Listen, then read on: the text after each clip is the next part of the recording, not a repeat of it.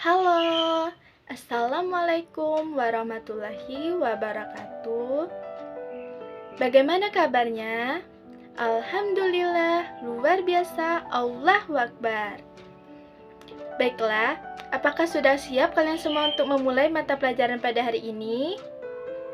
Baiklah, kalau sudah siap, sebelum kita memulai pelajaran pada hari ini, sebaiknya kita membaca lafaz basmalah. Bismillahirrohmanirrohim. Materi Ibu pada hari ini yaitu tentang interaksi manusia dengan lingkungan pada mata pelajaran Ilmu Pengetahuan Sosial kelas 5, tema 2, subtema 1. Manusia adalah makhluk sosial, artinya manusia itu tidak bisa hidup sendiri. Manusia membutuhkan lingkungan untuk berinteraksi. Nah, ada yang tahu apa itu lingkungan?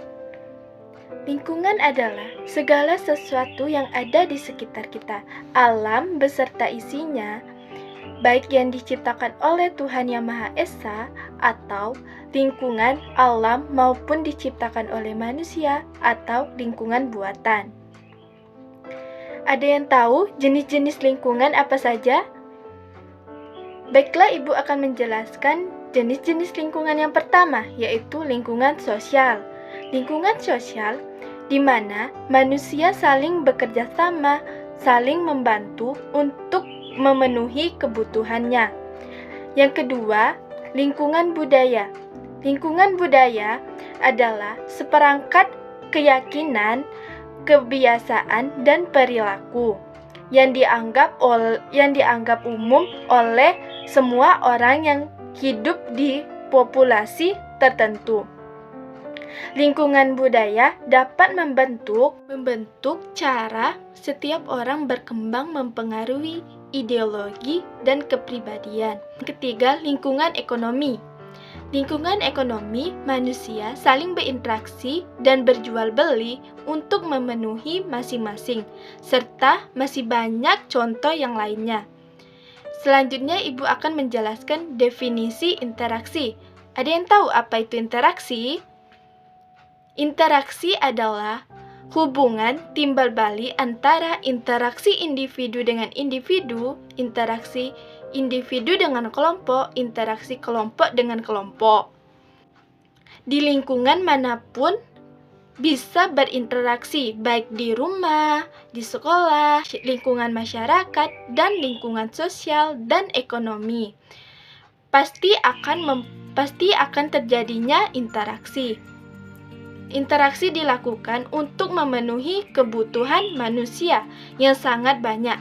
Tidak hanya kebutuhan primer, tetapi juga kebutuhan sekunder maupun kebutuhan tersier. Jika interaksi tidak dilakukan, maka kebutuhan manusia tidak akan terpenuhi. Ada yang tahu contoh interaksi? Baiklah, siapa yang tahu?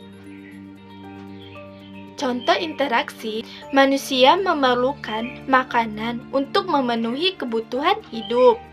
Untuk itu, manusia memperoleh bahan makanan dengan cara interaksi. Misalnya, penjual makanan harus berinteraksi dengan pedagang bahan makanan yang di pasar. Pedagang pasar untuk mendapatkan barang yang baik harus berinteraksi, misalnya dengan petani. Kemudian, pengertian kebutuhan primer, sekunder, dan tersier. Yang pertama, kebutuhan primer. Kebutuhan primer adalah kebutuhan yang harus dipenuhi untuk bertahan hidup, seperti pangan makanan, sandang, periang pakaian, papan, dan tempat tinggal. Yang kedua, sekunder. Kebutuhan yang dipenuhi setelah kebutuhan primer, seperti hiburan. Kemudian yang ketiga, kebutuhan tersier. Kebutuhan tersier yaitu kebutuhan terakhir yang dipenuhi setelah kebutuhan primer dan kebutuhan sekunder, seperti perhiasan. Selanjutnya, Ibu akan menjelaskan interaksi manusia dengan alam, lingkungan alam. Ada yang tahu lingkungan alam? Lingkungan alam adalah lingkungan yang terbentuk secara alami oleh Tuhan Yang Maha Esa. Ada yang tahu contoh lingkungan alam? Ya, contoh lingkungan alam yaitu seperti sungai, laut, gunung, awan, dan sebagainya. Kemudian merupakan bagian dari lingkungan alam. Seperti suhu udara, tanah, iklim, dan cuaca juga merupakan bagian dari lingkungan alam, baik dari biotik maupun abiotik. Ada yang tahu lingkungan biotik dan abiotik? Lingkungan biotik yaitu merupakan lingkungan yang berupa makhluk hidup. Sedangkan abiotik yaitu lingkungan benda mati. Ada yang tahu dari contoh lingkungan biotik dan lingkungan abiotik? Siapa yang bisa menyebutkan contoh lingkungan biotik dan abiotik? Ya, contoh lingkungan biotik yaitu seperti manusia dan hewan. Lingkungan abiotik seperti suhu udara, ada cuaca, iklim, serta sinar matahari. Interaksi manusia dengan alam dilakukan melalui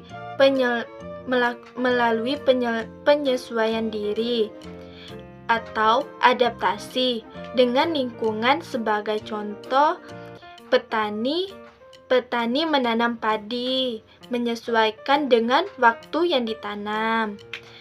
Begitupun juga dengan nelayan. Laut menyesuaikan dengan waktu yang tepat atau menyesuaikan dengan keadaan cuaca.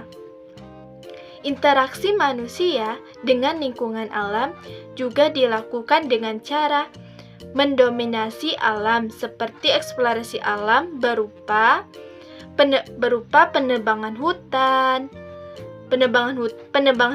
sembarangan, penggalian pasir di sungai, atau membuka lahan baru di hutan. Selanjutnya, interaksi manusia dengan lingkungan sosial, yaitu akan menghasilkan interaksi sosial. Interaksi sosial ini akan melibatkan individu atau perseorangan ataupun juga dengan kelompok. Interaksi manusia dan lingkungan sosial terjadi jika individu atau kelompok jadi komunikasi dengan syarat utamanya yaitu interaksi manusia dengan lingkungan sosialnya dan ada kontak sosial antara mereka. Kemudian ada juga faktor pendorong dari interaksi ini. Yang pertama yaitu keinginan meniru orang lain, disebut dengan imitasi. Yang kedua, keinginan untuk mempengaruhi orang lain, yaitu sugesti. Yang ketiga, keinginan untuk sama dengan orang lain, yaitu identifikasi. Rasa tertarik kepada orang lain yaitu simpati. Dengan demikianlah pembelajaran kita pada hari ini. Mudah-mudahan sebagai manusia bisa melakukan interaksi dengan lingkungannya dan dengan cara yang baik.